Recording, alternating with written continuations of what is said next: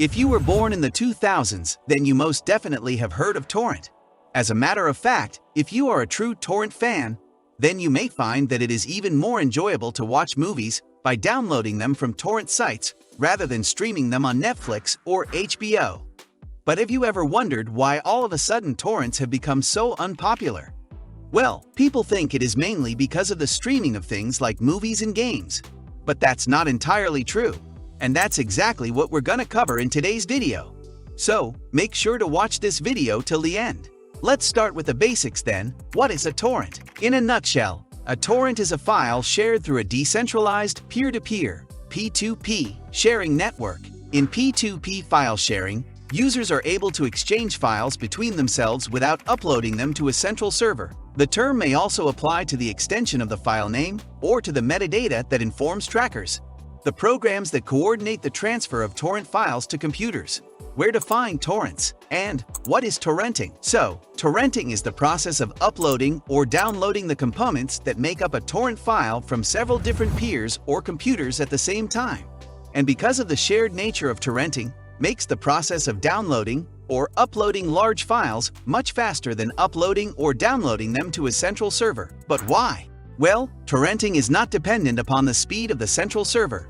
Instead, it splits a large file into several smaller pieces, which are much easier to handle, making it easier for the file to be transmitted back and forth between multiple computers. With a large number of peers available for sharing files, torrenting becomes a more efficient way to share files. So how does torrenting work? The process of torrenting does not depend on the hosting of files on a central server. Instead, individual bits of data from large files are being saved on participating computers, peers, and are then shared in a network, swarm, to facilitate the process of sharing files. In a P2P communication protocol, such as BitTorrent, files are broken down into pieces and then sent from uploaders, seeders to downloaders, leechers through a torrent client, a separate program that reads all information in a torrent file and connects users to exchange data between them. There is no doubt that this is pretty awesome, and why shouldn't it be? Its founders are basically genius. This idea of a torrent was first introduced by a programmer named Bram Cohen, the son of a computer scientist and a teacher from the Upper West Side district of Manhattan, New York City, who came up with the idea in 2001. In fact, Cohen has always been attracted to computers. That's why he was able to learn the basic programming language at the age of 5 on the family computer. His college years were marked by the transition from attending college to working for a number of new .com companies in the mid to late 1990s before dropping out of school. The last project that he worked on during this period was called Mojonation, which was a program that was designed to allow people to break confidential files up into small chunks of encrypted data and distribute these chunks to other computers running the software at the same time. When someone wanted to download a copy of the file, they would have to download it from several computers at once. Cohen had the idea that this concept would be perfect for a file sharing program because it would solve the problem that many of these programs had at that time, such as the slow download speeds, because the files were coming from one source. With this in mind, Cohen created BitTorrent, a technology that allowed users to download files from multiple sources at the same time, thus speeding up the speed at which users are able to download files. As more people downloaded the file, more people uploaded it as well, which meant the user could download it faster because more people uploaded it. It is generally considered that torrents were quite a brilliant invention that changed the way in which we share files over the internet for the better. A torrent file is a computer file that contains metadata about large files and folders to be distributed. In addition, it contains a list of the network locations of the trackers, which are computers that help the participants of the file-sharing network to communicate with each other and form an efficient group for the distribution of the files, otherwise known as a swarm of computers.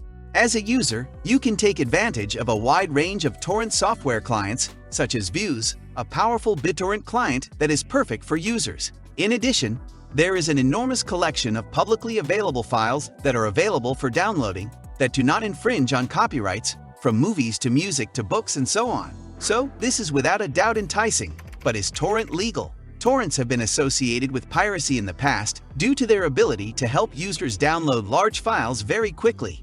There is, however, no evidence to suggest that torrent technology in itself is illegal.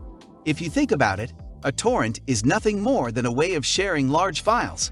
When the files being downloaded, uploaded, or shared are infringing copyrights, then torrents become illegal because of their use. Some people out there are using torrents in order to download copyrighted films, video games, and music without the authorization of the copyright holder. But those people may run the risk of being fined or even being sent to jail because they are violating copyright laws. It's no secret that technology has made it easier to track these downloads and catch these violators. Although some people use torrents illegally and violate copyright laws, torrents are also useful for many legal things. Bram Cohen himself says he's never violated copyright laws by using the software he invented. There is no doubt that torrents are a great way for aspiring artists and filmmakers to showcase their work for free with many fans, offering fast download speeds without the need to pay for a lot of bandwidth in the process. For example, if you wanted to distribute your album, short film, or documentary free of charge to as many people as possible to gain notoriety as a musician, writer, or director, torrents would be the best way to do it. There is also the fact that torrents are often used legally by scientists in order to make large amounts of research and scientific data available to the public. Additionally, you can use them to access content that is in the public domain, such as anything that was published before the year 1923, which is in the public domain. There are many ways in which file sharing with torrents can be used in order to serve a variety of useful and beneficial purposes when handled ethically and intelligently. However, the real question is why torrent is becoming so unpopular now. It is true that 2006 has been truly the last great moment of P2P file sharing, so much so that earlier that year, 70% of all internet traffic was attributed to it. Only months later, YouTube and other web traffic had overtaken P2P. And by 2011, P2P was down to 19% of internet traffic and fell again to 7% in 2013. In 2006, streaming services grew so fast and became so culturally significant that Time magazine named You, referring to YouTube and the internet community in general, as 2006 Person of the Year. However, YouTube was not the only one to influence P2P traffic. In 2010, Netflix switched from mailing DVDs to focusing on online streaming services.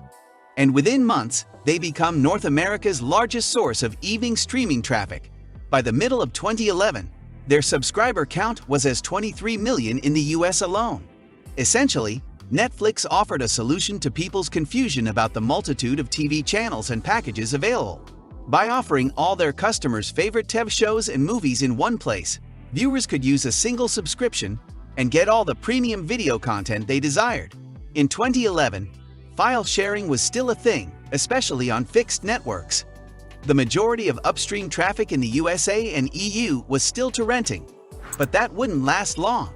After 2015, upstream file sharing dropped to 27% and 21% respectively as legal and illegal streaming options had firmly taken over. Internet users had diversified their use of the internet a lot with social media, gaming, and over-the-top messaging.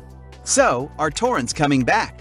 Well, according to analysts, torrents are dead, but in my opinion, there is a possibility that the analysts who claimed the death of torrenting had arrived may have spoken too soon, but we know nothing for sure. Anyway, this brings us to the end of today's video. Hope you liked the video. Make sure to leave a like, and for more such videos, subscribe to the channel. And don't forget to press that bell icon to never miss an update from us. And we'll see you guys in the next one. Until then, peace.